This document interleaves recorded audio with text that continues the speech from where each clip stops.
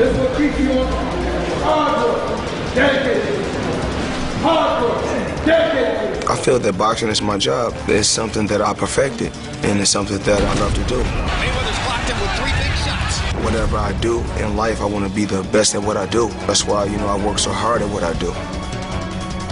It's all entertainment for me. Entertaining the fans and entertaining the people. And about self-preservation. You being happy first. God, that boy, he living that flash.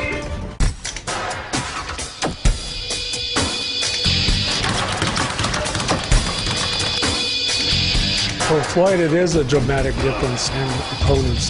This is the best fighter he's fought since De La Hoya, absolutely, without a doubt.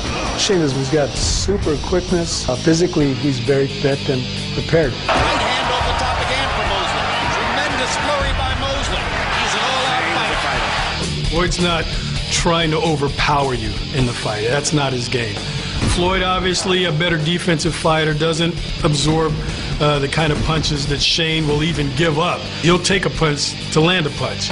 That's kind of Shane's approach. Mayweather doesn't do that, so he's a much better defensive fighter. Probably has a little bit more speed than Shane, I would think. Floyd Mayweather has a knockout victory. Maybe not that night, though. I know that I'm going to win on May 1st. I'm just too much man for him. Too much. There's so many different things that I can do that's going to offset his rhythm, to offset his timing.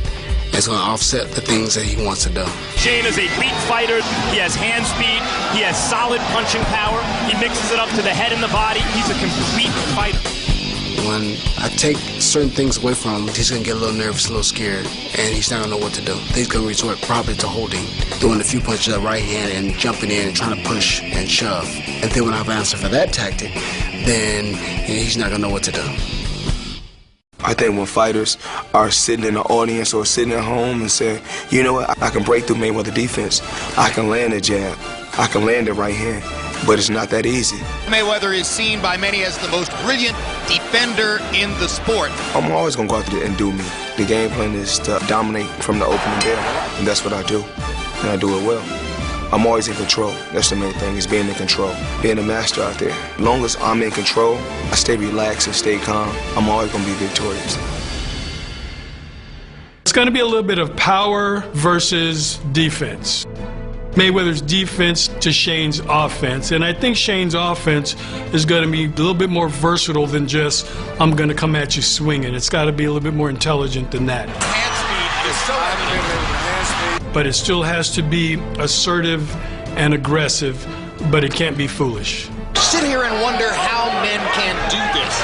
Very few can. One thing, the guy's a 3-time world champion. And I don't think for far too many guys that was 3-time world champion, other than De La Hoya. De La Hoya fought Mosley again, so that's the toughest fight that he's ever had. No! I think what makes Floyd Mayweather such an interesting, fascinating guy, really, in boxing is that everyone has an opinion of Floyd Mayweather. Either you hate him or you love him. Many people who tune in to see his fights, and more than 1 million people bought the Juan Manuel Marquez fight. There's a knockdown on a left hook. They either want to see him do his thing, what he does, and they appreciate what he does, and they don't care that he's, not the biggest risk taker in the ring, or they want to see him get knocked out. So everyone has an opinion of Floyd, and I think that's somewhat brilliant on his part too. He's been able to create this persona for himself, whether some of it's for when the cameras go on or not. I think he's been able to create this persona for himself that's really, really benefited him, especially financially, and it's really made him a megastar. I'm gonna give it to him how we eat sushi. Raw. I can say this with the utmost confidence. I would not be surprised to see Sugar Shane Mosley knock anything out at 147 pounds. If you bring a donkey in there to weigh 147 pounds, it wouldn't shock me if Shane Mosley knocked it out. I just believe at this weight, this man is premier. Mayweather is an exceptional athlete. He's not a talented athlete. He's exceptional. He's one of the special guys in the sport. So I don't take anything away from him. I believe Sugar Shane Mosley can beat any 147-pound man in boxing. And I believe he could have been competitive against any 147-pound man in the history of this sport. It's just a premier weight for him. Both of the fighters are true gladiators. Both of them give it their all, and they leave it in the ring. Both have had tremendous careers, And come the night of 1st of May, the fans are truly in for a great, great night of boxing. Floyd is going to be able to go out there and show Shane Mosley that there's a difference. There's no other fighter out there like Floyd Mayweather.